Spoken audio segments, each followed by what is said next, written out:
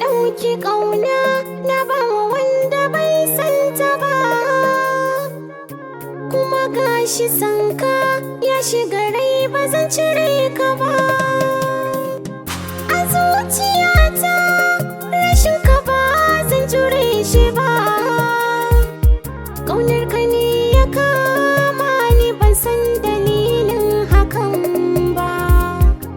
Rana da zafi har inuwa ta gole jikina, ka juyo na ganka fuskar ka ne farin ciki a gona.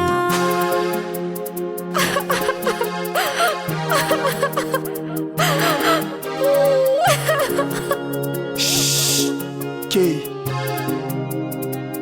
Bani na sawa kaina ba, shi so bai san wannan ba, to ya kamata ka yi duba, ni dai a san ka ba zan kau ba.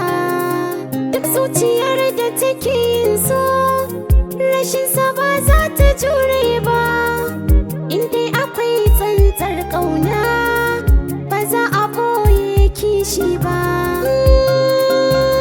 Rashin ka gefe na ka san ba za na jure ba, da san ka na kamo gani nake ba zan kai ba.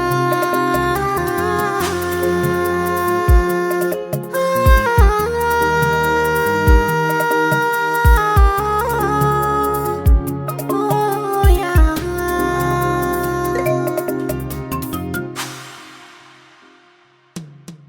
a zuciyata akwai sanki ba za na soki takaici ba, amma kwakwalwa ta ce a so ba za ta jure ɗawainiya ba.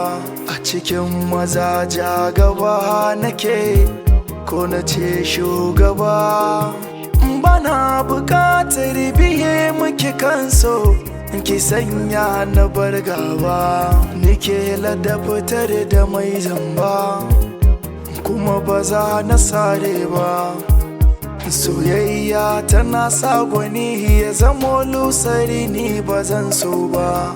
Ki gane namiji a cikin raina na saki, inda ina na san ba wanda zai zo ya cuce ki. Ke kalle ni nan, ni jarumi ne namiji, kina ji ko? Ni jarumi ne